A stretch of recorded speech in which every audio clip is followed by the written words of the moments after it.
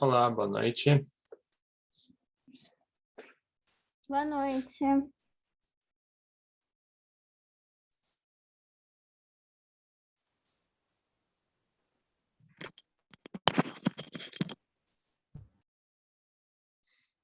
Tudo bem?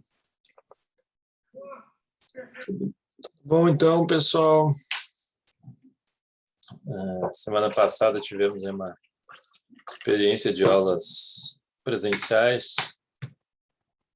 O pessoal ainda está um pouco resistente a essa ideia, mas é algo importante aí para a gente começar a acostumar o corpo e a mente, né, para o retorno que a gente imagina que seja possível em 2022.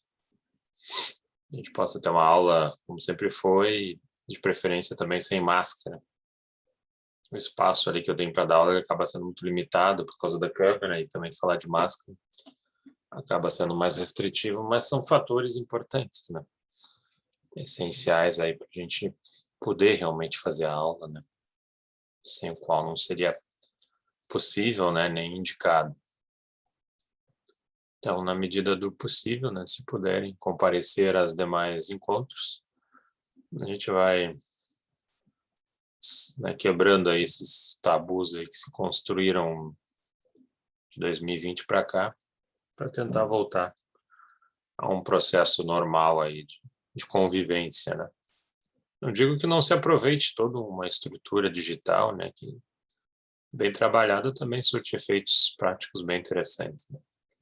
Mas ainda assim o ambiente presencial para aula é importante, né? E aí tem essas possibilidades que a faculdade, que a PUC está abrindo. Na continuidade aqui, então, dos nossos contratos, nós estamos ali em contrato de locação, e aí faltou entrarmos na locação comercial.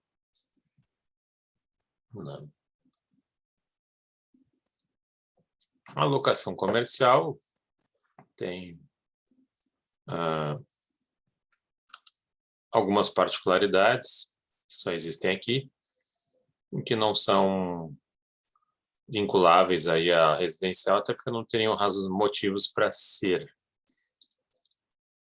E temos ainda uma derivação da locação comercial, que é a chamada locação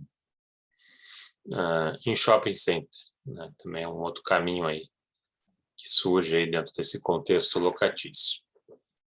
E na locação comercial, desponta aí como fator mais relevante o que a gente chama de tutela do valor agregado ao empreendimento empresarial, que na tradução nós diríamos o seguinte: proteção do ponto comercial em caso de imóvel locado. O empreendimento empresarial ele revela várias coisas, vários fatores que compõem o fundo de comércio. E um deles, e que é muito importante, é o ponto comercial. Com a pandemia, talvez nem tanto, porque as pessoas pararam de circular. Mas, na medida que elas voltam, isso é crucial, né? Quer dizer, determinados lugares são mais frequentados, porque ali se criou um ponto de encontro, um ponto comercial importante para aquele tipo de produto que se quer oferecer. Nós temos ali na parte do centro, na Voluntários da Pátria, várias lojas focadas num comércio popular. Você não vai abrir ali uma loja da Louis Vuitton, né? Até porque as pessoas que transitam lá não têm recursos financeiros para comprar isso, né? E nem se interessariam por isso. Então você explora aquilo que aquele público possa consumir. E algumas coisas até de marca também se resplandecem nisso. Nós temos um McDonald's, né, no comércio popular, né, e o preço continua sendo o mesmo de qualquer outro lugar. Você pega um McDonald's na zona mais cara de Porto Alegre e no comércio popular o valor é o mesmo e não vai diminuir. Mas por que ele é consumido em ambos os espaços? Talvez em um mais do que o outro ele seja um elemento de status, mas vende, né? E acaba se desenvolvendo ali aquele espaço, aquele lugar como um ponto. Mesmo você saindo, ele já tem aquela marca de ponto comercial. Então, tendencialmente, se botar algo parecido, vai vender também. E a questão aqui é proteger o locatário por esse ponto que ele desenvolve, né? Por esse comércio que ele explora e que gera uma clientela naquele espaço. Assim como há benfeitorias que ele faz, investe, e existem regras para elas serem ressarcidas. A ideia também é garantir o ressarcimento. No caso de um ponto comercial desenvolvido pelo locatário. Aí o que acontece? Apesar de proibido já há várias décadas, até hoje a gente acaba vendo uma situação chamada de cobrança de luvas. Como assim cobrança de luvas? Cobrança de luvas na renovação de contrato de aluguel. Você explora comercialmente um determinado ambiente como locatário, não quer sair dele, quer continuar atuando nele, e aí o locador diz, tá, eu repito o contrato contigo, mas vou te cobrar uma taxa para isso. Vou te cobrar 50, 100 mil reais para tu fazer um novo contrato comigo. Daqui a pouco o sujeito paga porque o faturamento dele é muito alto. Paga para não se incomodar. Mas esse tipo de prática ele é proibido. Desde lá, o decreto 24.150, o decreto 24.150 de 34, que era chamada Lei de Luvas, se afastava a cobrança de luvas, que é justamente isso. Cobrar uma espécie de ágio para poder renovar o contrato de locação comercial, gerando nulidade sobre a cláusula que cobrava essas luvas e também estipulando uma figura criminal para a cobrança dessas luvas. Mas às vezes a gente vê que na prática isso acontece bastante. E às vezes o locatário não quer se incomodar, ou daqui a pouco o cara vai vender para mim no futuro, ou depois eu vou poder fazer um outro contrato, e aí acaba embarcando nessa estrutura, que é uma estrutura ilegal. Essa lei depois ela perdeu espaço, né, para a própria lei 8245, que é a lei do inquilinato. E a lei do inquilinato ela veda esta cobrança, né, de uma taxa, né, para você poder fazer um novo contrato de locação comercial. Para não perder tudo que você investiu naquele espaço, inclusive o ponto que você conquistou. Então, ela afasta isso. E, ao mesmo tempo em que ela afasta, e aí vem o ponto diferencial, a nomenclatura que a gente quer ouvir mesmo, quer ver. Na medida em que ela afasta, ela cria uma figura chamada de ação renovatória. Ação renovatória de contrato de aluguel comercial. Você vai ver aqui.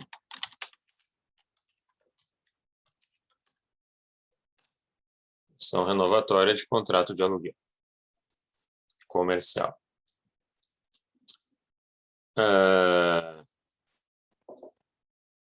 Ao invés de deixar o locatário à mercê das vontades do locador, o legislador da lei do inquilinato criou requisitos.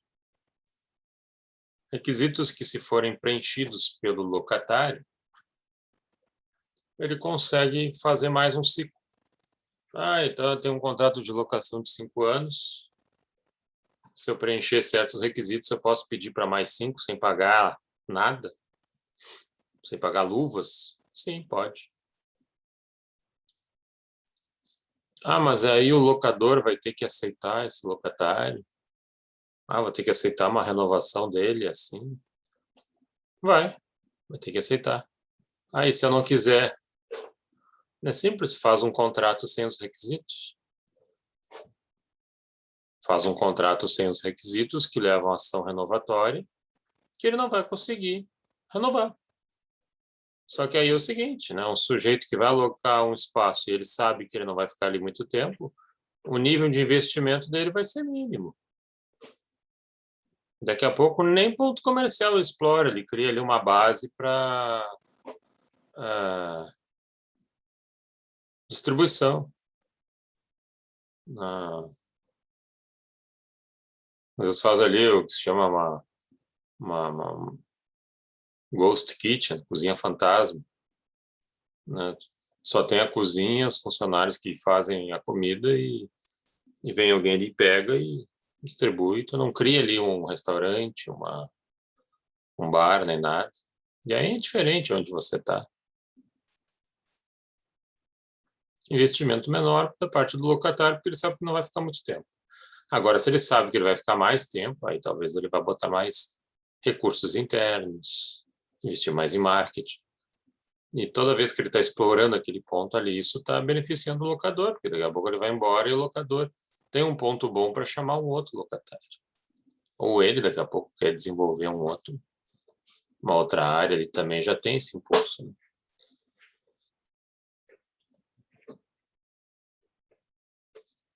A gente for pegar ali na PUC, nós temos hoje vários parceiros ali, várias lojas ali funcionando. Você já tem, de certa forma, um ponto ali onde é o Subway. Fica ali na base do prédio 40, é um local cheio de eventos, acesso ao restaurante, entre outros locais, e também na frente da Faculdade de Direito e Psicologia, que são muito movimentadas, né? Então, você está num ponto ali de passagem muito bom. Então, dentro da própria faculdade, você já tem pontos, né, para esses aspectos comerciais. E então, o que acontece?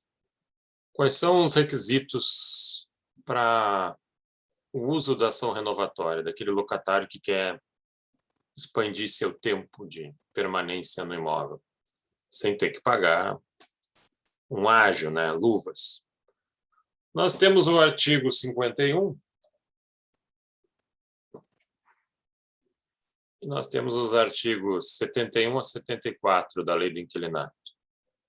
Temos o 51, depois temos o 71 a 74 da Lei do Inquilinato. Primeira coisa que a gente vai partir é que o locatário seja empresário, comerciante.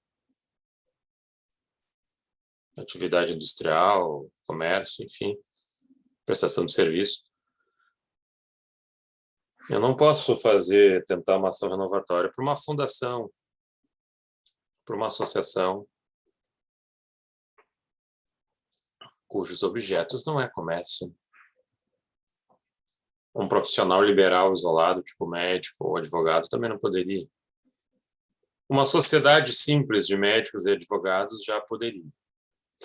Artigo 51, parágrafo 4º da Lei do Inquilinato. Uma igreja. A igreja não é para ser comércio, né? Inclusive, eles usufruem de benefícios fiscais, né? Porque dão margem ao direito à livre religião, né?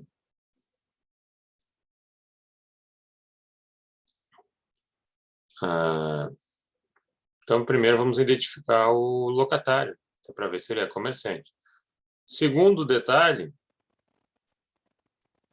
é o fato de o contrato de locação comercial ser escrito e por prazo determinado.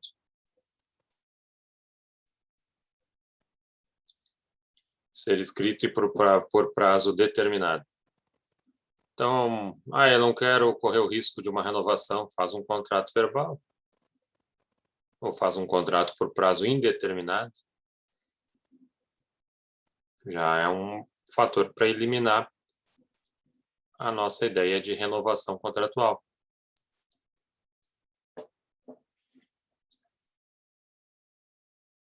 Um outro detalhe aqui é o prazo mínimo do contrato. Para você ter uma ação renovatória, você precisa ter um prazo mínimo de 5 anos ou somar os prazos determinados de forma que eles deem 5 anos. Começou com 2, depois renovaram para mais 2, depois mais 1. Somatório, tudo é 5.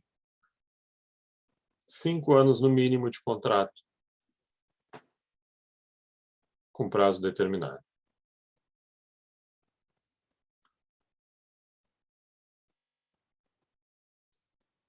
A atividade explorada pelo locatário tem que ser a mesma nos últimos 3 anos.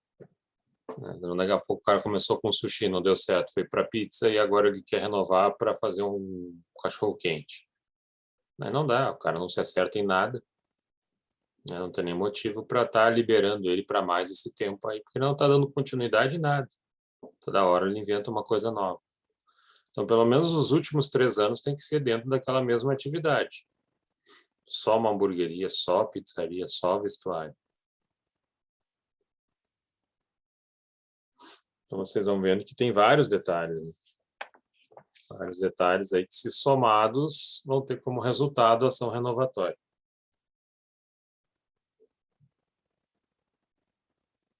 E tem um outro aqui também, que é um requisito que eu acho que é mais estranho também, que é o prazo. O prazo da ação renovatória é um prazo decadencial. É um prazo decadencial. Ele não se interrompe nem se suspende.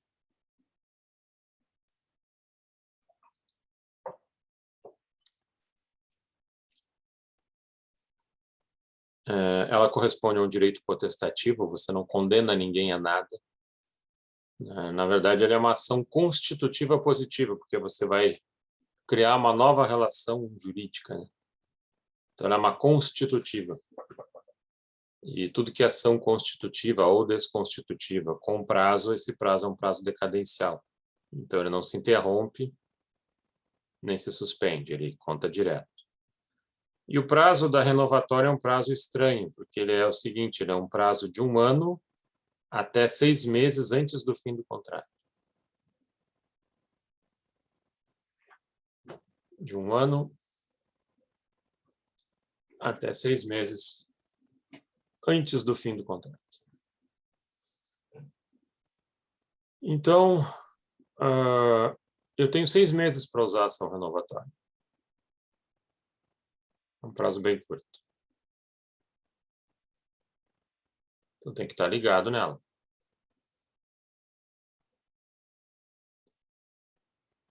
A Marilês pergunta, tem que ter algum cuidado com o contrato verbal? Se for verbal, já não tem ação renovatória. Se tu queres evitar uma ação renovatória, faz um contrato verbal. Já não consegue pedir.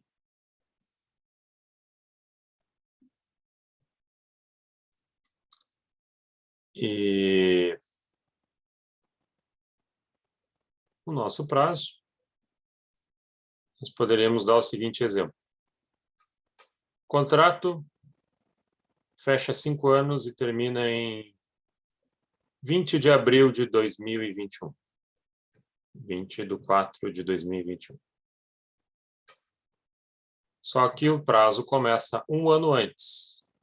Então, o prazo começa em 20 de abril de 2020. 20/4/20. E o prazo é de 1 ano a 6 meses antes do fim do contrato. Quando é que é 6 meses antes do fim do contrato? Contrato esse que acaba em 20 de abril de 2021. 6 meses antes do fim do contrato é 20 de novembro de 2020. 20/11/20.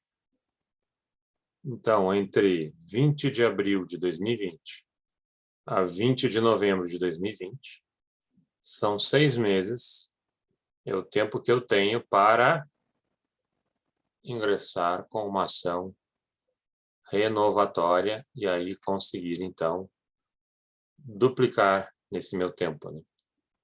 Ter mais uma rodada do mesmo tempo contratual que eu tenho originalmente.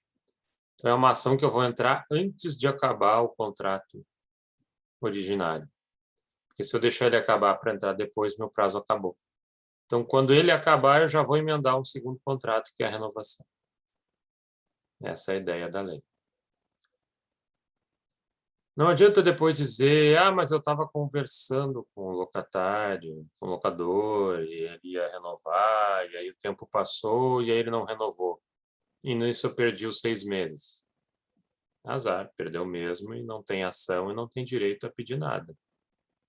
Deixou passar o tempo, azar.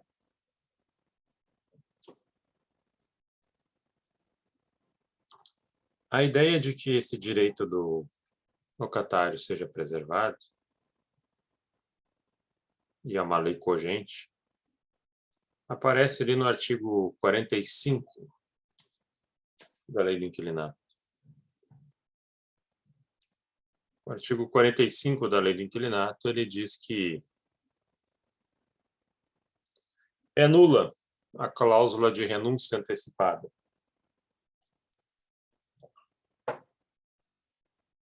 É nula a cláusula de renúncia antecipada à ação renovatória.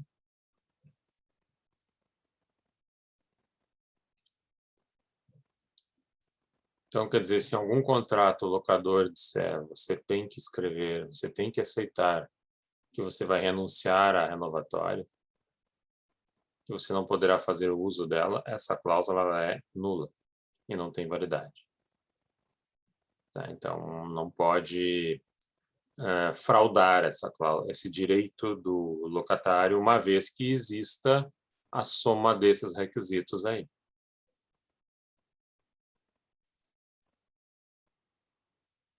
Tá? Pergunto, até o presente, alguma dúvida? Alguém tem alguma dúvida? Ô, professor, eu cheguei um pouquinho atrasado. Quais são os requisitos? Os requisitos estão ali, contrato escrito e por prazo determinado. Está nos artigos 51 e 52, tá? Depois também se repete no 71 e 74 da Lei do Inquilinato. Contrato escrito por prazo determinado. Esse prazo determinado tem que ser um mínimo de 5 anos. A última atividade do locatário tem que ser a mesma nos últimos 3 anos. O prazo para usar ela é de 1 ano a 6 meses antes do fim do contrato originário. O locatário tem que ser comerciante, um empresário. São esses requisitos aí somados para ter direito a renovar o contrato.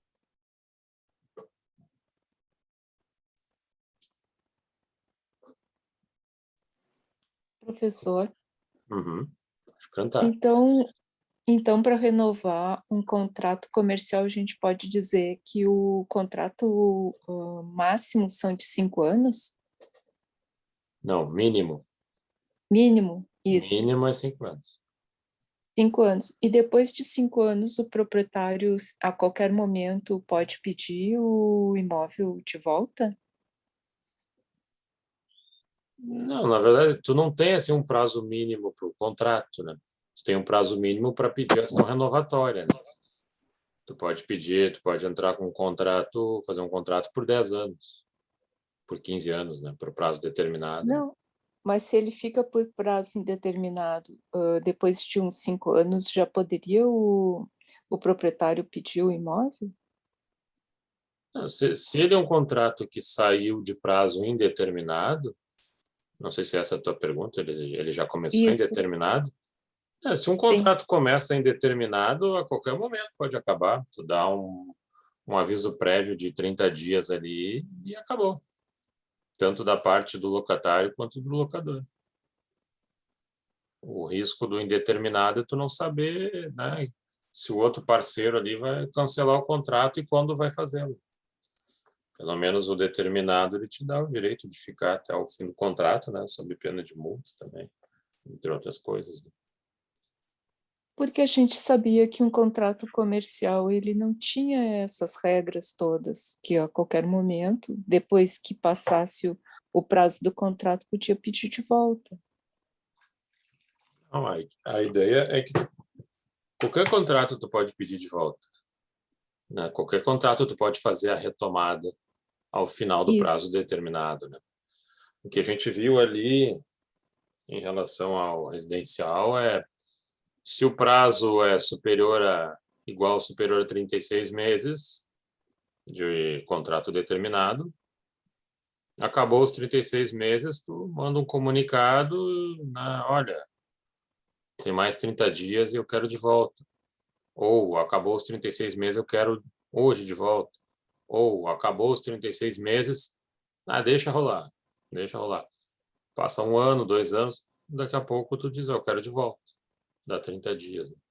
Agora, se ele tivesse um prazo originário inferior a 36 meses, acabando esse prazo, se o locador deixar rolar, vai continuando por prazo indeterminado.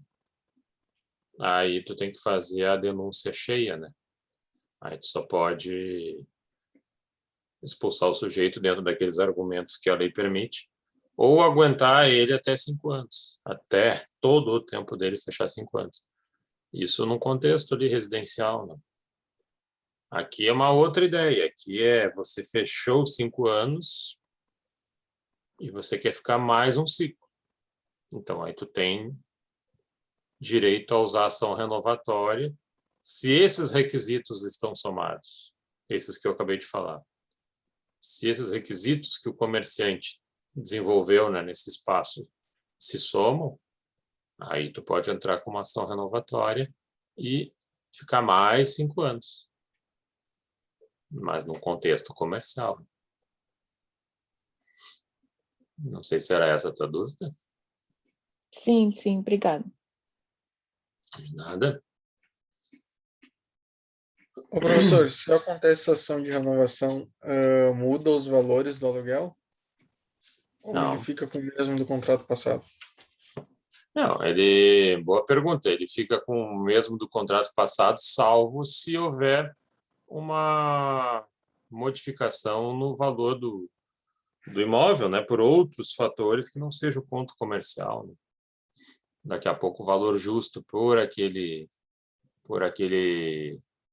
local ali seja outro, né, que não aquele anterior que já esteja defasado. Né? Então, tu é obrigado a aceitar o sujeito, mas tu não é obrigado a ter prejuízo.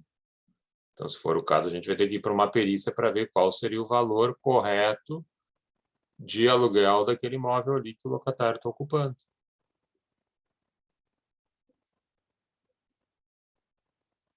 Até vou falar isso aí agora. Vou falar desse requisito agora. O direito à ação renovatória não é absoluto. Quer dizer, mesmo às vezes você tendo todos os requisitos, o locador pode estar num cenário que ele não precisa aceitar a ação renovatória. Isso a gente vê ali nos artigos 5.2 e 7.2 da Lei do Inquilinato. E aqui tem cenários em que isso acontece. Pegando esse dado aí do colega falou, o Gabriel falou, o primeiro ponto, tema, em que o locador não precisaria aceitar a renovação, e aí poderia reaver o imóvel, é a insuficiência de proposta de renovação. Quer dizer, a insuficiência da proposta apresentada pelo locatário. Artigo 72, inciso 2 da Lei do Inquilinato. Quer dizer, o sujeito me vem ali com um aluguel defasado, não precisa aceitar esse aluguel. Não, peraí, então vamos ver qual é o aluguel correto para esse imóvel aí. O aluguel correto é 10 mil, não é 3 mil. Mas 10 mil é muito caro, eu não quero. Então não fica. Então não fica, vai embora e não pede nada, não pede indenização nenhuma. Eu não posso colocar o locador sob prejuízo, não é essa a ideia. porque aí eu estou só beneficiando um dos lados, né?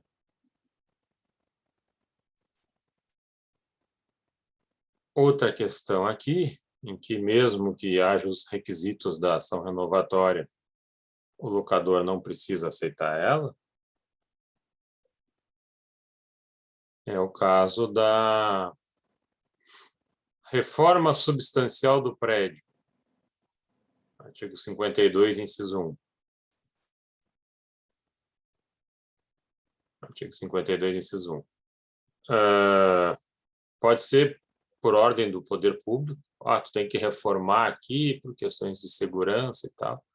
Bom, aí não tem mais renovação, até porque não tem nem como manter alguém lá com a gente demolindo o prédio ou mexendo nele, né? Ou também porque o locador diz, olha, eu não vou renovar porque eu vou transformar todo esse ambiente aqui, eu vou transformar isso aqui numa casa de 2 andares. Tudo bem.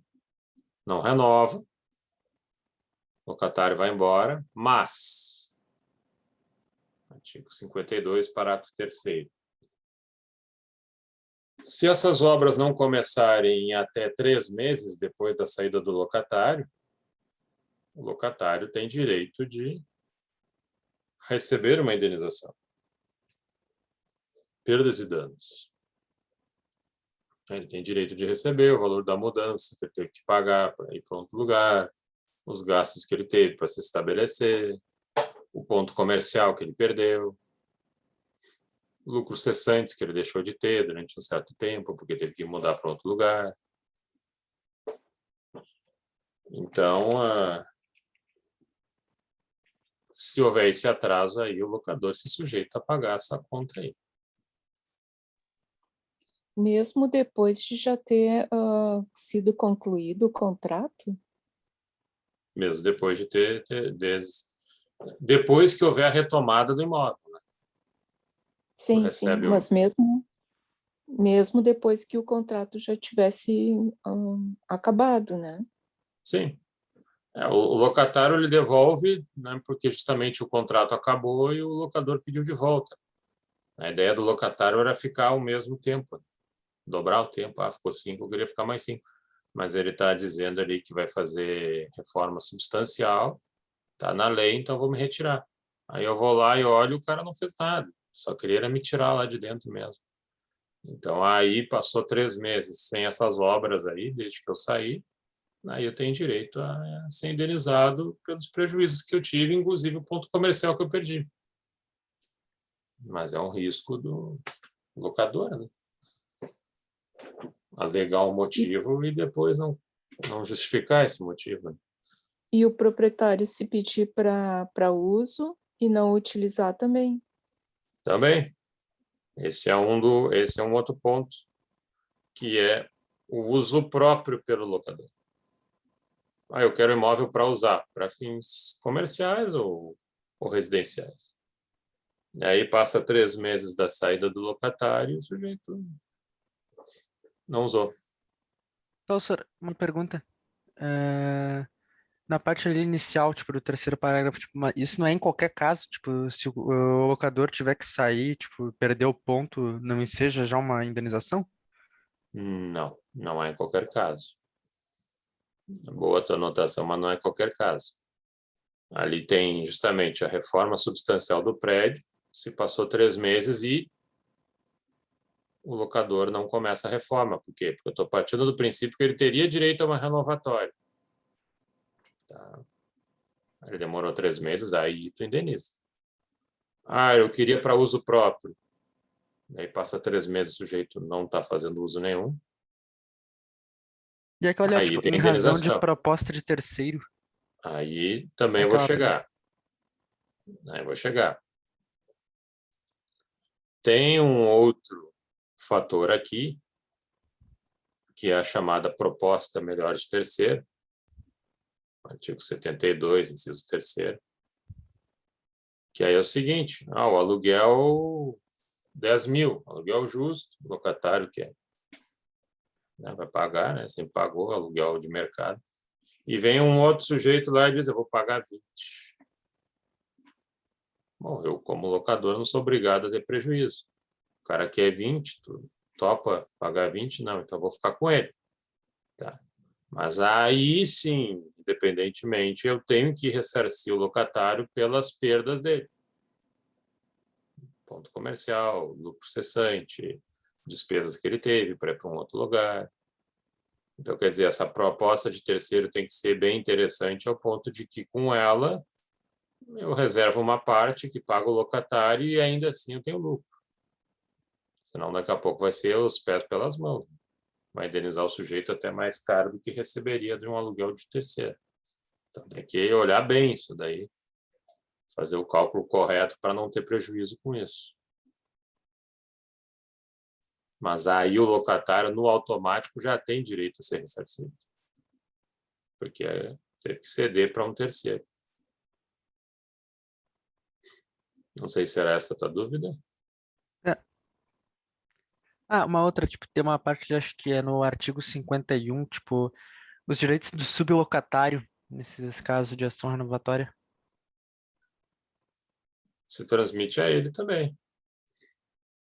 Essa ação locatória se transmite ao cessionário, né, quem acaba assumindo a locação, e ao sublocatário também. Tá?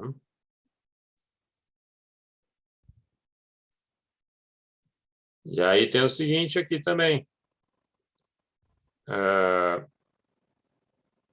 Eu acabei expulsando, né, o locador, né, o locatário, que poderia, enfim, renovar, mas eu usei algum desses dispositivos aqui que acaba emperrando ele.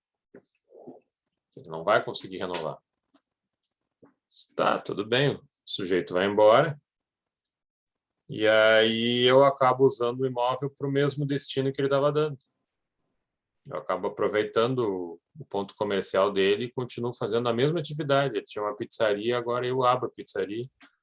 Até segunda ordem, o pessoal acha que é a mesma coisa. Me aproveito de toda a estrutura que ele criou, inclusive clientes. E isto é concorrência desleal. Isso é concorrência desleal, artigo 52, parágrafo 1º. E aí tem o locatário direito também a perdas e danos pela perda do ponto e os prejuízos que ele tem com essa manipulação aí do locador, se aproveitando de algo que ele gerou.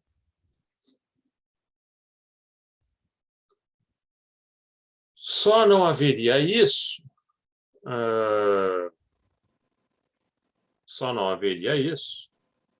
se esse ponto já tivesse sido criado pelo locador, né?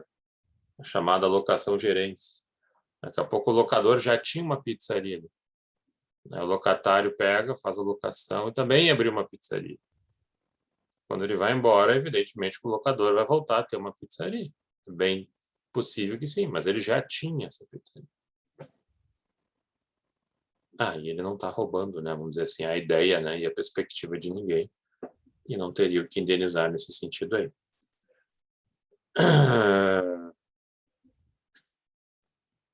Professor, sim? no caso esse da pizzaria, se o locatário saísse, entregasse o ponto, o proprietário poderia continuar com uma pizzaria sem problema? Ele pode continuar, mas tem dois fatores, né? Uma coisa é ele continuar uma pizzaria porque ele já tinha antes. Aí ele não tem que indenizar nada. Outra coisa é o locatário. O locatário tinha uma pizzaria e vai embora. E saiu, entregou o ponto, entregou o negócio. E aí o locador se aproveita disso e vai lá e abre uma pizzaria também. Sim, isso pode. Ele tem que indenizar. Ele tem que pagar perdas e danos porque ele roubou o ponto do locatário. Ele tem que indenizar esse ponto aí. Sim, mas se o locatário entregou não quis mais, entregou o imóvel. Bom, aí é outra história. Aí não tem direito a nada. Tem que ter um prazo para o proprietário aguardar ou ele já pode abrir a mesma ou uma outra pizzaria? Digo a mesma não, porque daí tu já entra no problema da violação de marca e nome empresarial, né? Sim. Mas aí tu quer uma pizzaria. Tu quer botar uma pizzaria porque ele resolveu entregar, ó, tá entregando, não vou renovar nada, aí, evidentemente, ele não tem direito a ser ressarcido pelo ponto que ele criou. Ok, Não obrigada. haveria por que proteger o ponto dele, já que ele está abrindo mão disso.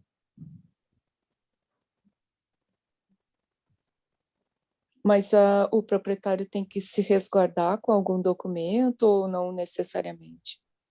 Aí eu pedi o seguinte, então me manda aqui um aviso prévio, um pedido dizendo para acabar com a locação. Ok, Né? obrigada. Diz que você não quer mais, ou simplesmente, me diz aí que tu tá caindo fora e, bom, beleza. Aí eu tô protegido. Não é incomum nos contratos de locação, às vezes, para não ter problemas com questões de ponto comercial, o locatário vai entregar um imóvel e aí já tem um valor do ponto que ele cobraria do locador, e aí eles já fazem um abatimento, tá? Então, os próximos 6 meses tu não paga, que fica pelo ponto que tu criou e tal, e ninguém reclama de ninguém. Também é uma forma aí de se acertar mais racionalmente, né, em cima disso. Quando esse tipo de conversa não ocorre, é que a gente vai para a estrutura legal. A Débora pergunta ali se ele locar para outro. O locatário retirou e não fez as obras ou uso pessoal. O locatário pagará multa também? Não entendi. O locatário retirou o locador? Eu não entendi a pergunta da Débora. Mas só recebe indenização se ele tiver... O João pergunta. Mas só recebe indenização se ele tiver pedido para renovar no prazo de 1 ano a 6 meses antes, isso? Exatamente. Exatamente. Tu tens que já promover a ação renovatória porque ela tem prazo decadencial e tu não pode ficar esperando o sujeito te dar uma resposta. Tu vai entrar com a ação e ele vai reagir. Porque se tu ficar só na conversa, isso não quer dizer nada, é um prazo decadencial. Tem que atirar ali nesses 6 meses com uma ação. Então, se for prejudicado nesse sentido do locatário pegar de volta e locar para outro ou para uso próprio, é 6 meses que tu tem para reagir. O locatário ou o locador? Não estou entendendo. É a pessoa que loca, não o locatário. O dono. Sim, o locador. Eu confundo, foi mal. No caso ali, tu está pedindo, né? Tu entrou com uma ação renovatória, ele está dizendo, não, vou usar para uso pessoal, né? No que acabar o contrato, se ele não está fazendo uso pessoal e tu descobre que ele locou para outro, tu vai pedir perdas e danos, porque tu tinha o direito à renovação, ele te bloqueou com uso pessoal, e no fim foi uma retomada insincera. Lembra daquela que o cara mente, né? Sim, então, o Vou fazer prazo uso... para pedir perdas e danos é 6 meses? Não, aí é outra coisa. Aí perdas e danos, aí tu cai na regra geral de 3 anos. 6 Ah, meses é para ação renovatória. Perdas e danos já é uma ação condenatória, né? Aí já é prescrição. E aí perdas e danos tu só vai poder usar quando tiver o fato gerador das perdas e danos, que é justamente a não ocupação pelo locador nesses 3 meses que sucedem a saída.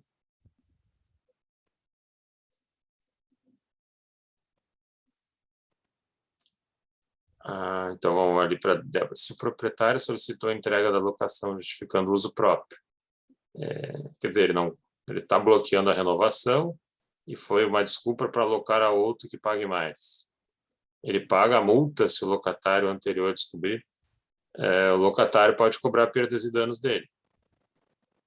Tá? Ele vai perdas e danos onde ele vai ter que provar ali o prejuízo dele, o valor do ponto comercial, o valor do transporte que ele tem que fazer, da saída, de arranjar um outro local, de reinvestir nesse outro local.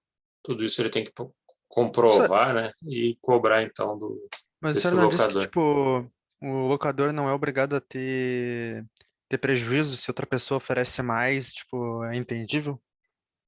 Não, ele não é no caso aqui, ele não é obrigado a ter prejuízo no sentido de ter que ficar com alguém que pague menos. Tá? Ele vai Mas ficar com tem que pagar aquele que... perdas e danos igual. Esse é o único caso em que ele tem que pagar perdas e danos sem mentir, digamos assim.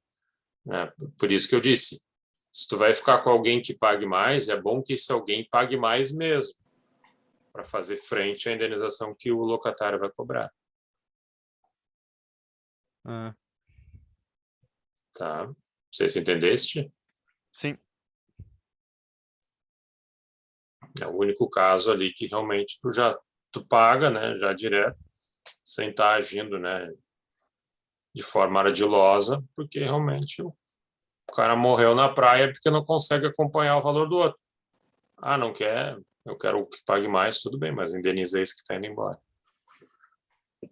Professor, no caso do locatário, ele tem, por exemplo, uma pizzaria, um negócio, ele entrega, não entrega o imóvel.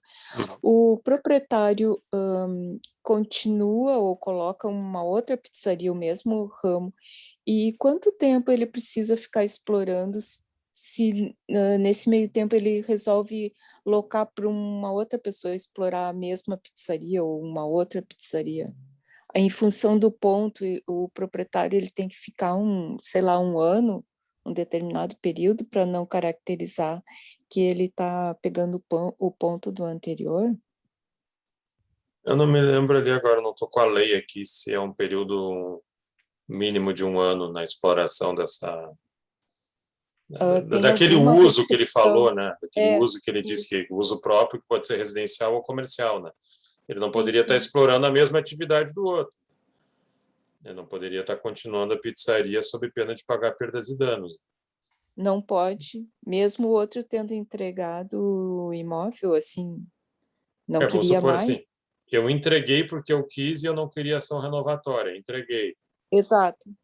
Não, aí tudo bem, aí o cara continua, se ele quiser explorar a pizza, ele explora, sem pagar nada, porque o outro quis agir assim, entende? Na medida em que o Mas, locatário entrega, olha, eu não vou renovar, eu podia renovar, mas eu não vou renovar e estou aqui te entregando, tu liberou o locador. tá, e o locador pode continuar no mesmo ramo e depois ainda alocar para uma outra pessoa no mesmo ramo, tudo certo. Aí ele é livre, aí está tranquilo. A passagem é livre. Ok, Ah, não vai usar o mesmo nome, né? E aí já é outro problema, né? sim. Que aí o que acontece? Tu usar o mesmo nome ou um nome parecido, tu vai confundir as pessoas, né? E aí vão achar que a tua pizzaria continua sendo a antiga. Né?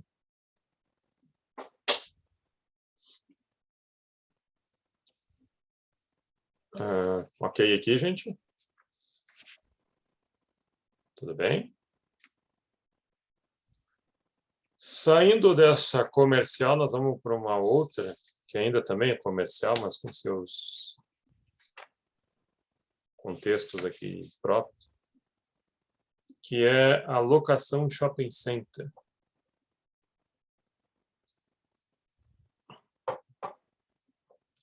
O nome todo deveria ser o seguinte: contrato atípico de cessão de uso de espaço comercial no shopping center. Contrato atípico de cessão de uso de espaço comercial no shopping center. As pessoas não vão decorar todo esse nome e às vezes ele não pode não refletir o que realmente se quer. Então, simplesmente se chama locação shopping center. Ou locação de espaço em shopping center. E o que ocorre com a locação em shopping center? A própria lei do inquilinato, 8245, no artigo 54, diz o quê? As partes são livres para disporem livremente sobre as regras do contrato. Então, ela está jogando aqui na pacta sunt servanda. Cumpra-se aquilo que foi estipulado livremente pelas partes. Não é um contrato livre, né? É um contrato de adesão pré-formatado pelo dono do shopping, pelo administrador do shopping, ao qual o lojista acaba aderindo. Mas, de qualquer forma, a autonomia da vontade é muito grande aqui. Então, coisas que acontecem aqui não seguem o padrão da lei do inquilinato. Aqui se permite, por exemplo, cobrar luvas. Dependendo, você pode cobrar luvas, eles chamam de taxa. O artigo 425 do Código Civil diz que as partes podem criar novos contratos além daqueles previstos em lei. Então, tem uma série de contratos aí que não são regulados por norma nenhuma e os direitos e deveres vão sendo criados pela prática comercial, como é o caso da locação de shopping center. Eu acho que deveria ter um pouco mais de regulação, porque realmente o administrador do shopping sempre é um gigante, né? E às vezes o lojista é um pequeno lojista. Uma coisa é briga de cachorro grande. Você vai enfrentar o shopping, vai enfrentar o McDonald's, um Burger King, não tem bala na agulha para isso. Um shopping sem McDonald's no Brasil não é shopping. As pessoas não vão lá, ou iriam muito poucos. Não vão se contentar só com Bob's. Ao menos não aqui no Rio Grande do Sul, eu acho. Ou em Porto Alegre. O pessoal quer ver o M amarelo. Então, tem lojas contra as quais a queda de braço é bem dificultosa. E aí quem acaba cedendo mais é o próprio administrador. Mas tem os pequenos ali que acabam sendo mais massacrados, a meu ver. Os shopping centers no Brasil ainda dão certo. A pandemia aí sufocou muita gente, né? Porque o shopping não podia ter movimento. Quem não entrou no e-commerce comeu fogo. Mas ainda assim, shopping center dá certo no Brasil porque a gente tem um problema latente de insegurança, né? E no shopping center, pelo menos o carro está seguro. Se roubarem, eles pagam. Lá dentro tem segurança, as câmeras. Não digo que é absolutamente seguro, mas eventuais problemas são bem mais fáceis de observar lá dentro do que fazer o comércio na rua, né? Então a gente paga Professor, mais caro para ter acesso a isso. Sim? por que que as lojas do shopping elas não são comercializadas assim? Por que que as pessoas não conseguem comprar, por exemplo, uma loja no shopping? Qual é a filosofia deles? É como se eles fossem uma empresa que, que, que a loja não é comercializada, ela só é locada? A ideia deles é só locar o espaço, né? Eles não querem sócios, né? Eles Isso, querem ser não. dono do ambiente e organizar conforme o interesse deles. Para padronizar, para o preço ser gerenciado também por eles? E para ter mais lucro, né? Porque ele faz todo o investimento naquela estrutura não para revenda, né? Ele faz para tirar lucro do aluguel mesmo, né? E um aluguel que, inclusive, pode variar em cima do percentual de vendas, né? Então, quanto mais o sujeito vende, mais tu ganha, né? Então, também tem essa particularidade, né? Daqui a pouco tu tem um valor X mínimo, se tu vendeu mais do que esse mínimo, tu cobra na via de percentual, senão tu cobra um valor mínimo, independentemente do faturamento que o sujeito teve, se tiver abaixo disso. Só que, enfim, é bem caro abrir uma loja de shopping, né? Mas me parece que ainda é uma coisa que dá certo no Brasil. Porque se a gente for ver, por exemplo, nos Estados Unidos, shopping é uma coisa meio em extinção. É mais difícil. Você encontra outlets, que normalmente são frequentados por brasileiros, né? Agora nem tanto, né, por causa do Covid. O brasileiro vai para os Estados Unidos para comprar 10, 15 camisas importadas. Eu me lembro que eu estava lá, a convite do governo americano, estava fazendo uma pesquisa em direito do consumidor lá, e tinha um pessoal que nos acompanhava, e quando dava uma folguinha, a gente fazia compra em outlet, ele ficava perguntando, um americano de lá, por que vocês compram tantas roupas aqui de, né, Tommy Hilfiger, sei lá. Se você olhar aí na etiqueta, tá made in Indonésia, China, então compra algo americano. Qual é o sentido vocês levarem um balaio de coisas que não é produzido aqui? E às vezes tu para refletir, né? Agora, Estados Unidos, a ideia de shopping foi muito afetada, muito reduzida e contida por causa da Amazon, né? Na Amazon você encontra tudo que você quer e e te entregam na porta de casa, e se não te entregarem no dia que tu pediu, já está estornado no cartão, não precisa nem ligar para ninguém. Né? Então, a pessoa, por que eu vou ir no shopping? Né? Vou pagar o estacionamento, vou ter dificuldade de estacionar, aí vou lá nas lojas, aí não tem no estoque, aí vou perder meu tempo. Já entra na internet, já compra o que tem que comprar, se não gostou, devolve.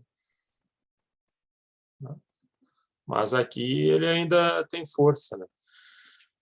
E aqui a gente tem variáveis, né? Por exemplo, a questão do valor da locação, ela é variável em relação ao metro quadrado, ao tamanho, e também à localização. Tem lojas chaves, né, no shopping, né? McDonald's, Burger King, Renner, Magazine Luiza, Colombo, Americanas, são lojas de alto movimento e quem está perto acaba absorvendo um pouco disso. Loja de celular, Vivo, Claro, Oi, sempre tem movimento, né? Sempre tem gente entrando lá para resolver uma série de coisas, comprar e tal.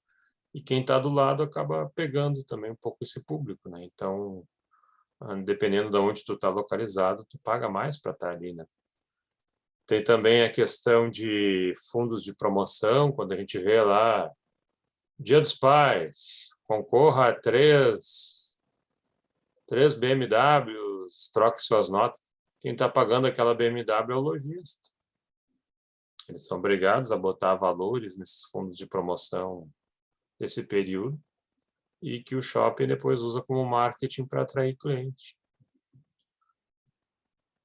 Temos também variáveis de verbas, né? Daqui a pouco, chegando em dezembro, ele cobra aluguel em dobro.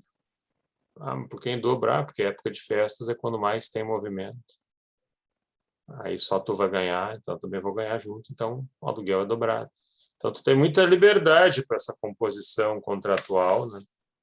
E isso acaba sendo um custo muito alto, né, para um empreendedor, né?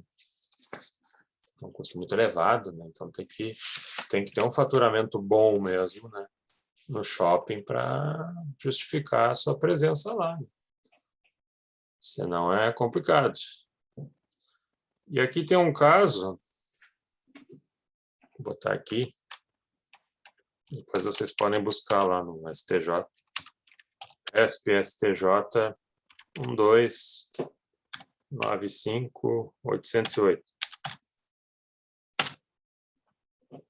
295.808. Eu gosto quando tem briga de cachorro grande. Aí a briga é boa. E é o nosso caso aqui, a gente tem uma briga entre Americanas contra a Multiplan. Multiplan é a dona do Barra Shopping, que tem lá no Rio, né? A gente tem aqui também em Porto Alegre, apesar de não ter nenhuma barra aqui. Lá tem a barra, aqui não tem barra, mas também é Barra Shopping. O Shopping Barra lá do Rio deve ter aberto ali por 84, eu acho. É um shopping mais novo. Hoje tem outro, né? Mas o mais antigo era o Rio Sul, eu acho. Depois veio esse outro aí.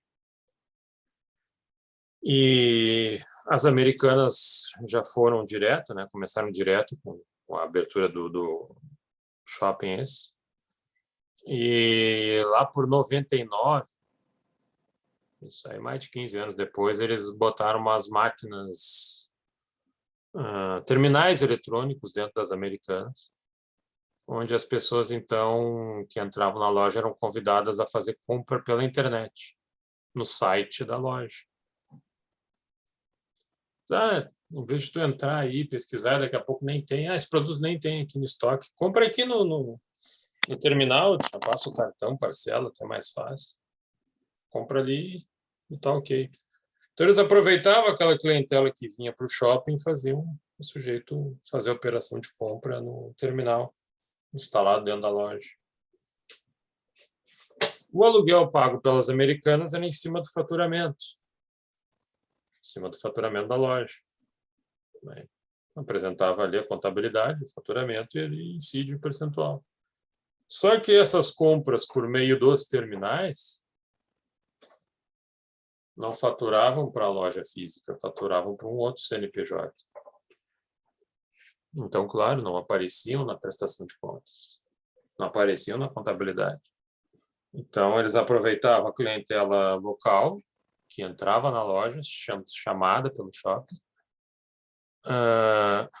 Eu botei aqui, desculpe, foi para a Débora, o número do RESP. Deixa eu botar ele aqui para todo mundo agora. Agora vai. Isto. Acabava não aparecendo esse faturamento eletrônico de vendas eletrônicas. Aí, um belo dia, o Barra Shopping foi para cima e disse, olha, violação de contrato, quebra de contrato, despejo, e ainda pagar os valores em atrasado que não foram contabilizados. No primeiro grau, o juiz entendeu o seguinte, olha, essa situação aqui era conhecida da Multiplan, todo mundo via ali as operações ocorrendo nos terminais, nunca reagiu, demorou anos para entrar com uma ação, consentiu esse tipo de cenário, venir em contrafactum próprio. Acho que essa figura vocês já viram estudar boa-fé objetiva. Você não pode se voltar contra aquela estrutura que você acabou permitindo, né? É como se alguém sempre violasse um contrato anos a fio, você nunca cobrasse multa e também nunca dissesse para o sujeito parar. Um belo dia lá, tu diz, agora eu não quero mais, e aí tu vai pagar todo o passado. Não, tu deixou se formar um outro cenário negocial e deu legitimidade àquela conduta ali, porque tu sabia que ela funcionava assim. Então, o primeiro grau julgou improcedente a tentativa da Multiplan de rescindir o contrato. Aí chegou no STJ. Passou pelo segundo grau, chegou no STJ. No STJ, o ministro lá disse o seguinte, tem uma relação associativa aqui. E a associação depende de confiança, de lealdade. E as americanas não foram leais. Por que não contabilizar essas vendas também para a loja física? E fazer isso partir para outra? Se tu está usando a clientela do shopping. Se fosse só venda de loja digital, tu deixava o sujeito comprar pela internet. Aí outra jogada. Em casa. Porque na época não tinha smartphone. Aí eles jogaram procedente. Mas eu acredito que não tenha havido despejo, porque é um tipo de relação simbiótica que um precisa do outro. Tem lojas que o shopping não pode abrir mão de ter. Ainda mais lojas de marcas muito fortes e que atraem muita clientela. E geram muito movimento. Às vezes o pessoal vai lá e sai dessa loja e acaba no McDonald's. Você entra com criança no shopping para te ver. Você vai comprar a coisa mais out, assim, mais diferente, e no final ela vai querer McDonald's, nem que seja para pegar um sorvete. É um estado de possessão quase demoníaca, né? A força do McDonald's. E aí você tem que ceder, né, sob pena de aguentar uma manifestação quase hostil, né? Então, tudo bem. Ao final a gente vai lá. É uma pauta de negociação. E aqui eu tenho um outro caso. Aqui eu tenho um outro caso também interessante, que também é uma outra briga de cachorro grande. Relação civil TJRS. Briga do leão com tigre.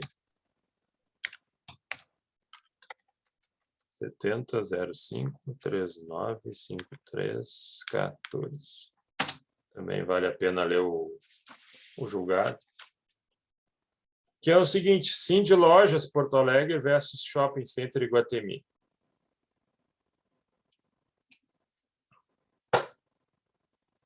Esse tipo de julgado é bom para ver, porque aí o tiroteio é intenso. Existe nos contratos de shopping center uma cláusula chamada de normalmente utilizada. Não tem lei sobre ela, né? Normalmente utilizada é chamada de cláusula de raio. O que é a cláusula de raio? O empreendedor do shopping, ele quer que tu tenha uma certa exclusividade com ele durante um tempo, para justificar os investimentos que ele faz, principalmente no início. Então, assim, eu não quero te ver com uma filial aqui perto. Então, o cliente que te procurar tem que vir procurar aqui comigo, que é aqui onde tu vai estar.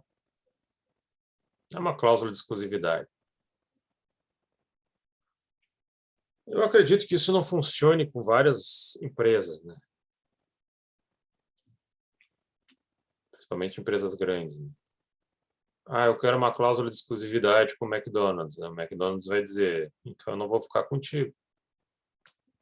Imagine que tu vai me tolher onde eu vou ficar. Panvel também tem nome forte. Boticário. São empresas aí que tu vê ali repetidas no Bourbon Country, por exemplo. Mas o problema do Iguatemi não era o Bourbon Country. Lá em 83, quando começou o Iguatemi e entraram os lojistas, ele tinha lá uma cláusula de 2 quilômetros de raio. Então, até 2 quilômetros, quem entrava não podia abrir filial. Em 2002, ele resolveu mudar para 3, unilateralmente. Agora vale para todo mundo 3 quilômetros de raio. Para qualquer direção que você for, não pode botar a filial. A partir de agora. Mas que já acabaram colocando, ok. Dizem que ele fez isso por causa do Bourbon Valley. E não pelo Bourbon Country, que já existia há mais tempo. E eles vivem ali uma relação simbiótica. Põe ali no estacionamento do Bourbon Country, vai para o Iguatemi, compra no Iguatemi, depois passa no Bourbon Country, compra ali 3 Coca-Cola, já ganha um tempo ali de estacionamento. Mais ou menos assim que funciona a coisa. Mas o Bourbon Country, menor e tal, não era problema para ele. O problema maior era o Varig, que fica lá longe, e quem vai no Varig não vai no Iguatemi. Quem está no Country pode ir no Iguatemi. E aí eles fizeram isso, aí matou ali um monte de lojistas. Né? Ah, mas e se eu quero ir lá para esse outro shopping, eu não posso ter uma filial? Aí eles argumentam, olha, isso aí é tentativa monopolista, o coitado do consumidor vai ter que sempre comprar de ti, não pode comprar de outro lugar, né? Isso aí tolhe a concorrência.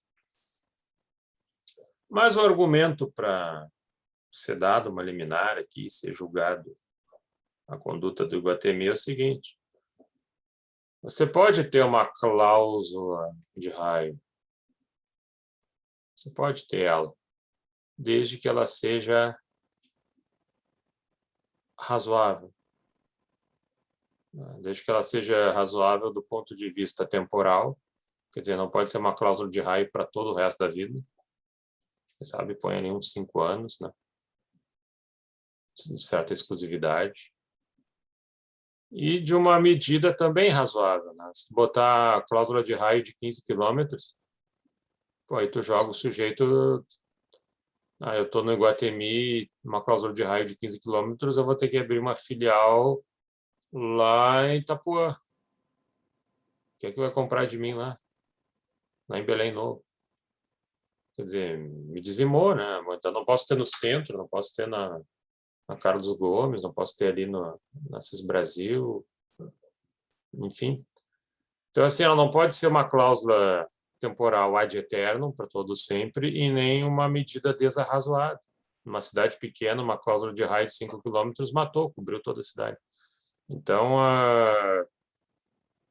tem que ser um limite que justifique, né? Não haver uma concorrência tão forte com o próprio lojista, mas que também não impeça a total liberdade dele de poder trabalhar.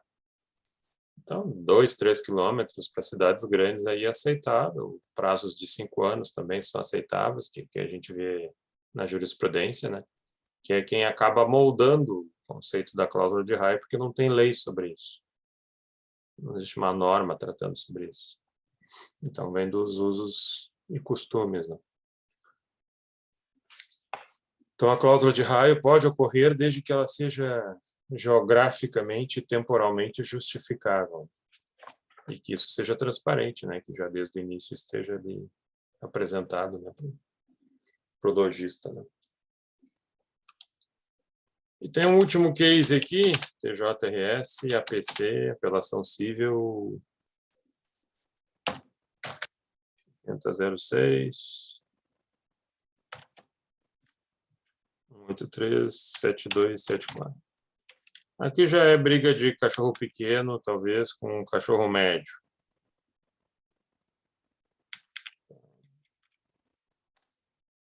Aqui nós estamos falando do Aldeia Praia Shopping, que é ali em Xangri-Lá. Sobra ali para janeiro, fevereiro, um pouco de dezembro. Shoppingzinho pequeno, poucas lojas. E aí temos aqui uma lojista que entrou com ação de indenização, cobrando prejuízos por não ter funcionado. As vendas, né? Ao menos não como ela imaginava. Primeiramente, ela se apresentava como consumidora. Ela seria consumidora do serviço de locação de espaço no shopping center. Mas como se ali ela seria justamente um fornecedor, ela seria um comerciante, né? Não tem nada a ver com relação de consumo. Código de defesa fora, não se aplica aqui. A relação de shopping center no que for possível ali, a lei do inquilinato, senão vamos para o contrário. Aí ela alegou um monte de coisa, disse que houve falta de manutenção predial, que isso impedia acesso normal às lojas, e não ficou provado isso. Ela disse que não houve realização de eventos promocionais, e houve também, isso acabou sendo feito. Ela disse que havia falhas na disposição do Tenant Mix. O Tenant Mix é a forma como você joga com as lojas, né, dentro do shopping. Isso é importante, né? Não pode criar só um espaço das melhores e deixar um outro mais obscuro, que aqueles lá vão embora. Não vão aguentar, porque eles precisam da locomoção das pessoas. Shoppingzinho bem pequeno, nem tem como falar muito de Tenant Mix, né? Pouquinhas lojas ali. Tu entrava no shopping, tu já via todas, né? Então, ela pediu várias coisas que ela não conseguiu provar e não mostrou, e os desembargadores aqui entenderam o seguinte: olha, havia um risco da operação, não, havia um risco da operação comercial, de alugar uma loja, não é uma obrigação de resultado em que o empreendedor tem que te trazer tem que cumprir uma obrigação de resultado, te trazer realmente o lucro que tu espera. Isso depende de uma série de fatores, do produto que tu vende, o serviço que tu vende, a forma como tu vende, né? E pode ser que realmente dê pouca clientela lá, por N motivos, né? Até econômicos, né? E isso não é uma falha imputável ao empreendedor, ao locador. Então, não tinha o que pedir aqui. Não tinha do que se ressarcir frente à administradora do Aldeia Praia Shopping. Dei uma olhada ali nesses julgados, aí, dei uma lida. É bem interessante. Pergunto-lhes, alguém tem alguma dúvida de locação? Algo a lançar, a perguntar? Comercial, shopping, alguma outra? Professor, e essa quinto andar, como é que ela está funcionando? Porque é uma locação que eles sempre falam que é bem prático. O quinto andar é tecnologia disruptiva, né? Tipo Uber, né? Tipo Airbnb, iFood, né? O quinto andar você entra lá e ele tem uma lista de pessoas interessadas, né? E ele consegue achar essas pessoas e consegue fazer uma divulgação enorme. Deve ter um super algoritmo lá que trabalha por eles para identificar o público ideal para o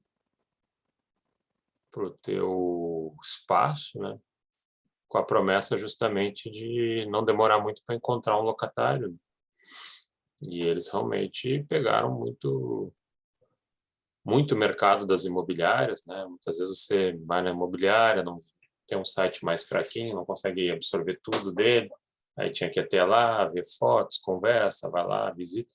E ali eu acho que eles conseguiram tornar isso mais prático, ao mesmo tempo mais seguro, de forma que a pessoa vendo no site, realmente chegando lá, ela comprovava que aquilo ali era real. Então, tendo esse cuidado aí, se deu mais vazão a essa praticidade de aquisição pelo aluguel, pelo próprio smartphone, né? E aí deram certo, né? É uma empresa enorme aí, dentro dessa ideia de disrupção. Mas ela age como imobiliária, ela faz intermediação, né? E ela é uma prestadora de serviço. E as garantias? Aí continua igual, né? Aí depende de cada locador, né? Eles devem ter um contrato padrão, e ali eu não sei se eles, nesse contrato padrão, se eles, aqui com nós, você aluga, mas a gente não pede fiador, ou não pede isso, não pede aquilo. E aí o sujeito escolhe se quer ficar ou não, né? Aí é variável. Aí eu não sei qual é os métodos, né? Os tipos contratuais que eles têm, ou se a pessoa, eu quero fiador. Então aí tu já é alocado num grupo possível de locadores que pede garantias, outros não pedem. Acho que é dentro desse contexto aí.